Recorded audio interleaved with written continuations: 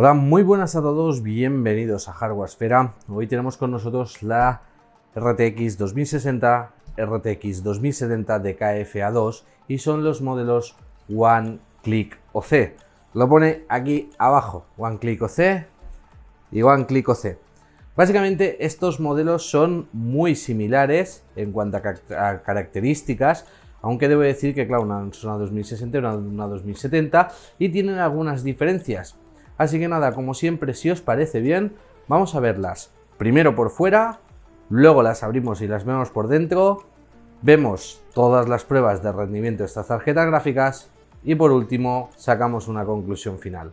Primero un vistazo externo a la 2060 y la verdad es que lo que veis es un frontal de plástico, dos ventiladores con un poquito de iluminación. En la parte superior tenemos simplemente GeForce RTX, podemos apreciar el disipador que hace muy bien contacto con los VRM y que tiene gomas térmicas. Punto que no me gusta, conector de alimentación de 8 pins, que en este caso está aquí arriba. Sabéis que las Founders Edition están en el lateral y me gusta muchísimo más por el acabado del cableado. En su parte frontal nos encontramos con un DVI, que es el típico digital, un HDMI y un DisplayPort, y el resto es una rejilla pues vacía. Como veis es de doble ranura de expansión esta tarjeta gráfica y lo cumple perfectamente, si os fijáis no sobresale y eso quiere decir que es un modelo pues bastante sencillito. Por la parte trasera no encontramos ningún tipo de backplate, como veis es pues lo más sencillo que hay, simplemente el PCB y ya está. Y por la parte de abajo, aparte del PCI Express, pues podemos apreciar lo mismo, ¿no? Que el disipador hace perfectamente contacto con todo y eso pues se supone que va a tener pues un extra en cuanto a lo que es la ventilación. Pasemos a la 2070, exactamente lo mismo, en su frontal, bueno, en la parte delantera podemos ver que esto es plástico, tenemos estos ventiladores transparentes, pero es que básicamente llevan el doble conector de RGB y van a iluminar los ventiladores, es el único RGB que trae este modelo. En su parte frontal podemos apreciar que tenemos un DisplayPort, un HDMI y otro DisplayPort y no hay DVI en este caso y el resto es rejilla, aunque son dos ranuras de expansión. Si os fijáis, el plástico sobresale, por lo tanto ocupará 3 bahías en la placa base y en vuestra caja. Esto, bueno, pues la verdad es que no es algo que me gusta que si son de dos ranuras sean de dos ranuras fija, algo que sí que cumple la 2060. Por la parte superior podemos apreciar el conector de alimentación de 8 pins y otro de 6 pins y luego todos los contactos del disipador, que como estáis viendo es enorme. El disipador es muy grande y hace muy bien contacto en las zonas con los VRM y con todo el chip. Por su parte de abajo podemos apreciar exactamente lo mismo y si os fijáis ahí podemos ver el contacto con la GPU y con las pequeñas fases de alimentación que están aquí, pero aquí, como veis, también hace contacto. Entonces el disipador está muy bien ensamblado y lo veremos a continuación cuando lo desmontemos. Por la parte trasera nos encontramos este backplate que es de aluminio y que está bastante bien para proteger nuestra tarjeta gráfica. Y por último, por la parte de atrás, algo que en la 2060 no era necesario, en esta sí que me parece interesante, vemos un conector que no tengo ni idea para lo que es. Vemos aquí los 3 caloductos finales que son muy anchos, que llegan del bloque entero el disipador y un conector aquí abajo que bueno, en este caso es el de la iluminación RGB. No hay mucho más que decir, yo creo que pasamos al siguiente momento que va a ser desmontar y verlas, a ver qué tal están ensamblados el PCB, fases de alimentación y demás. Llega el momento de la verdad, vamos a desmontarlas. Primero voy a empezar con la 2060. Es muy sencillita, básicamente tenemos 1, 2, 3, 4, 5 y 6 tornillos que vamos a retirar y que nos dejarán pues ver completamente la tarjeta gráfica al descubierto. Y bueno, estos dos tornillos son iguales y estos dos parece que también son iguales, así que genial, ya no hay que separarlos, los ponemos ahí y hecho. Debo decir que el PCB por la parte trasera es negro, como estáis apreciando, y que las soldaduras se ven de buena calidad, es algo ya bastante habitual en KFA2. Vamos a ver, esto ya ha salido y en principio ahí está. Ya lo podemos desarmar y como veis es bastante sencillo de desarmar para que podamos limpiarlo. Este modelo, aunque antes creo que os he dicho que llevaba un pequeño RGB, no lleva RGB. Y lo que podemos apreciar, pues básicamente, no voy a quitar las gomas térmicas, son las fases de alimentación. Contamos con 4 fases de alimentación para el núcleo de la CPU y 2 para las memorias RAM. En este caso, pues el PCB, pues como estáis viendo, es bastante limpio y las fases de alimentación son directas, creo yo. Creo que son directas, creo que no son duplicadas, aunque podrían ser duplicadas porque veo que hay 3 MOSFETs por cada inductor y por cada condensador, lo cual quiere decir que a lo mejor podrían ser fases de alimentación duplicadas. No sé, tendría que mirar la referencia de los chips y no lo voy a mirar. En principio esto ya cada uno. Luego cuando saque las fotos en alta resolución y tengamos la review en la web, que ya sabéis que siempre son más extendidas, os añadiremos información. En cuanto a los chips de RAM, sí que me gustaría sacar al menos uno. O sea, una de las gomas térmicas, si no se rompe, que esto es a veces un poco delicado. A ver. Ahí, perfecto. Lo que tenemos son chips Micron. Lo que estoy viendo ya son chips Micron. Lo cual quiere decir, pues bueno, que tenemos esos chips ahí, que serán estos dos, más 1, 2, 3 y 4. 6, sus 6 GB de VRAM en chips Micron, aunque también, como veis, tenemos estos dos que nos darían una posibilidad, o bien de ampliarlo, necesitaríamos un firmware para la tarjeta gráfica, o que quedan ahí por si en algún momento pues sale la Super, cambian el chip y aprovechan el PCB para añadir esa memoria extra en la Super. No hay mucho más que decir, la mayoría de componentes ya se ven de buena calidad, veo una resistencia de entrada, controlador de las memorias, vale, no hay mucho más que decir. En cuanto al disipador, como estáis viendo, algo que no podíamos apreciar antes cuando estaba montado es que lleva 2 caleoductos, 2 heat pipes que son bastante planos, de cobre sobre un disipador de aluminio y en este caso pues recorren todo el bloque de aluminio para poder dispersar mejor el calor. Voy a poner un poquito bien esta hasta aquí. Vamos a pasar al siguiente modelo, que es la 2070, y que esta supongo que sí que tendrá más chicha, porque básicamente por la parte de atrás hay que quitar el backplate, aunque ya veo que los tornillos van por el otro lado, y nos encontramos también 6 tornillos en la parte de atrás. Lo vamos a retirar, como siempre, y me habéis dicho que os gusta así los desmontajes en vivo, aunque luego las reviews hagan más largas, pues os los hago así. En principio esos 2 tornillos, si es como en el otro modelo, exactos, son completamente iguales, vale, los 6 tornillos son exactamente el mismo. Y cuando hayamos quitado estos 6 tornillos se supone que vamos a poder quitar el disipador y luego el backplate más tarde. Vamos a ver qué nos encontramos en este modelo. Pues supongo que va a ser básicamente lo mismo. Ya tenemos los tornillos sueltos, vamos a ver si se levanta bien. Movemos un poquito, ahí está. Y fijaos, este modelo sí que lleva iluminación RGB, lo que os decía en lo que es los ventiladores, es este conector de aquí. El último, el blanco, es la iluminación RGB. Perfecto, y luego tenemos dos conectores de ventilador. Uno es fan M y el otro es fan S. Interesante, ¿eh? Y aparte de los conectores, fijaos el detalle que este es blanco, este es blanco, este es negro, este es negro. Y lo cual quiere decir que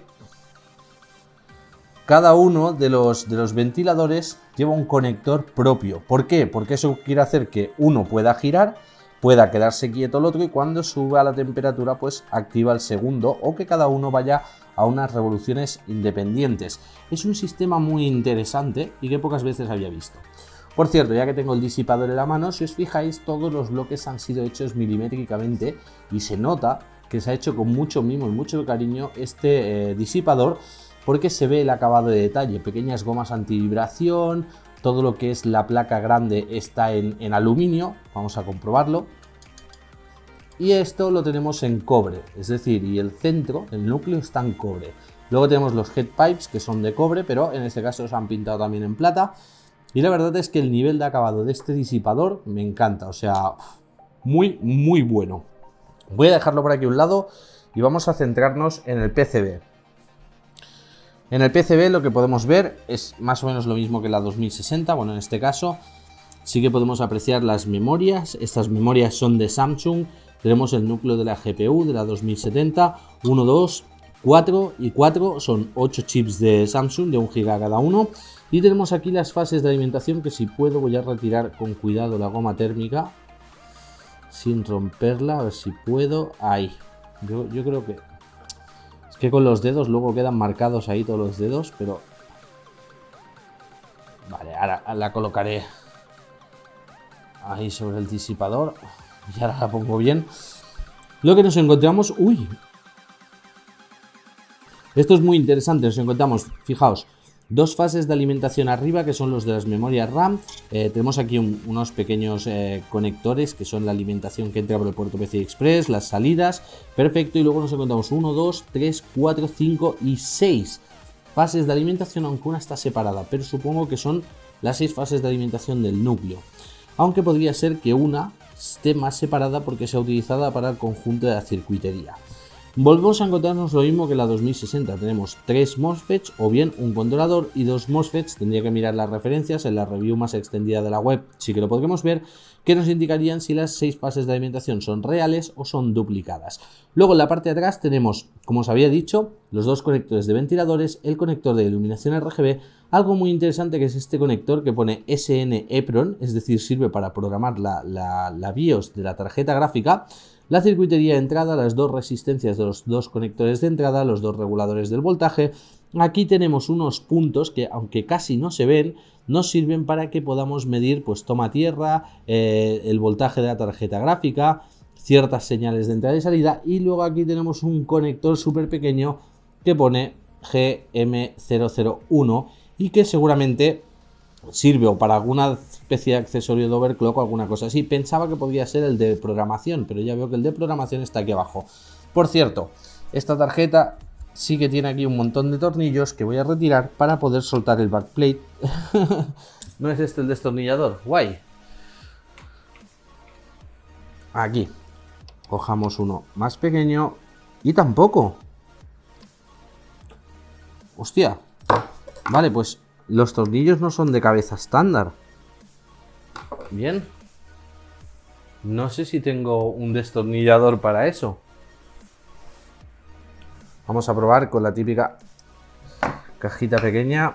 A ver si tengo un cabezal que encaje perfectamente ahí para poderlo desmontar. No. No, no puede ser. O sea, son tornillos un poco extraños. Aunque son de estrella igual, no me entran las... O sea, podría hacerlo con este, pero seguramente los forzaría, son súper planos. Así que no voy a desmontar el backplate, por supuesto, porque este tipo de tornillos pues podría acabar comiéndome el cabezal. Pero bueno, el backplate tampoco creo que esconda nada. Un backplate de aluminio que sirve para aumentar un poco la resistencia, como veis, del PCB.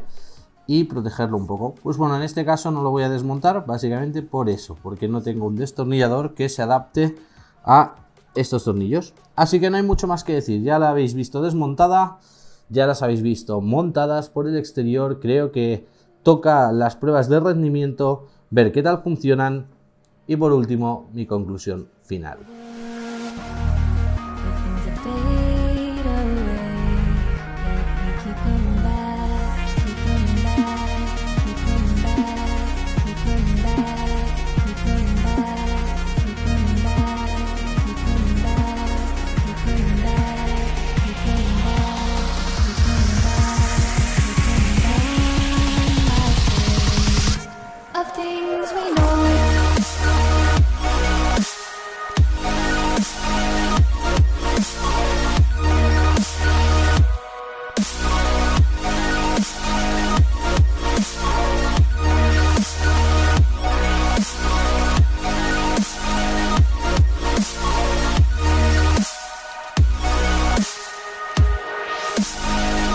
Bueno, ya hemos visto todo lo que teníamos que ver acerca de estas tarjetas gráficas. La verdad es que las pruebas de rendimiento que habéis visto, diréis, vaya castañas de tarjetas gráficas, salen por debajo de las Founder Edition. ¿Qué ocurre aquí, asaltador? Básicamente, estos modelos, como os he dicho al principio, son los OneClick OC y vienen con unas frecuencias muy similares a las Founder Edition, o incluso que yo diría un poco más bajas. El problema está en que tal como vienen, si es pinchar y fuera, tenemos un problema porque no rinden lo mismo que las Founder Edition. Si nos descargamos la aplicación de KFA2, entonces sí que se autoajustan bien todo lo que son las frecuencias de los dos modelos y en ese momento ya sí que rinden algo más que las Founder Edition. Con respecto a la temperatura, también está bastante bien, son algo más frescas que los modelos de referencia. Aún así hay que dejar claro que los modelos de referencia también refrigeran muy bien. pero hay que decir que estas dos tarjetas gráficas pues cumplen muy bien su cometido.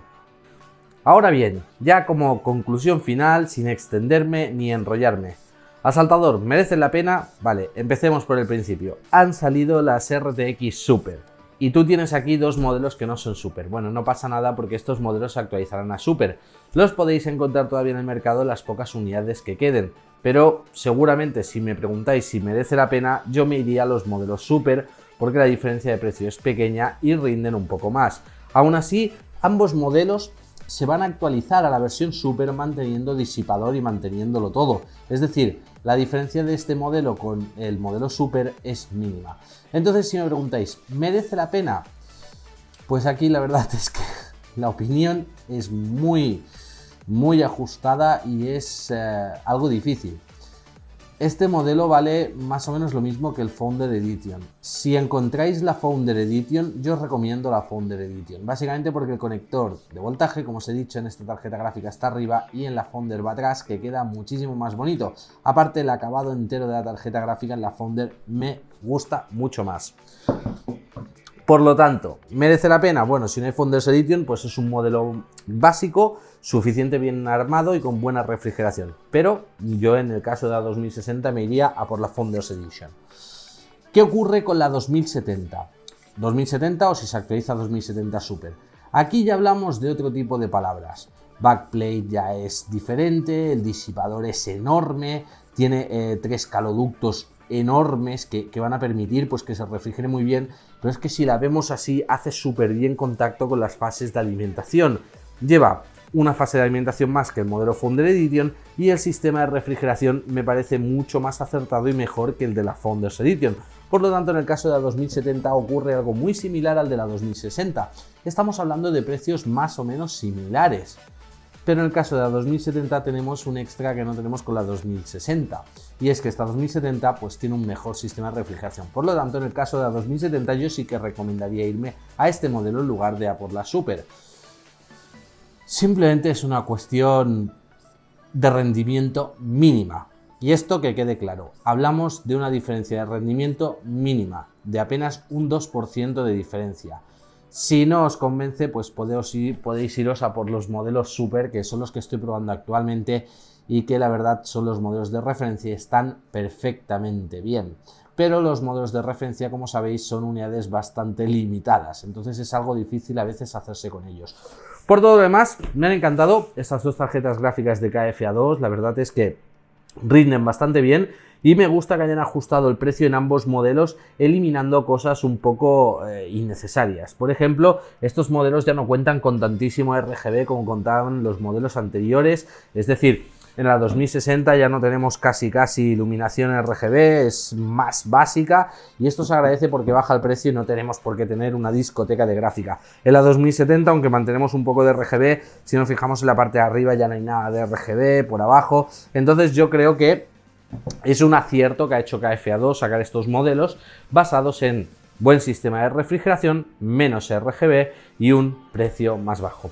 Y ya está, chicos, no tengo nada más que decir, espero que os haya gustado el vídeo, si es así sabéis que podéis apoyarlo con un like, compartirlo en las redes sociales o por supuesto suscribiros al canal para más vídeos. Esto ha sido todo, con esto me despido y hasta el próximo vídeo.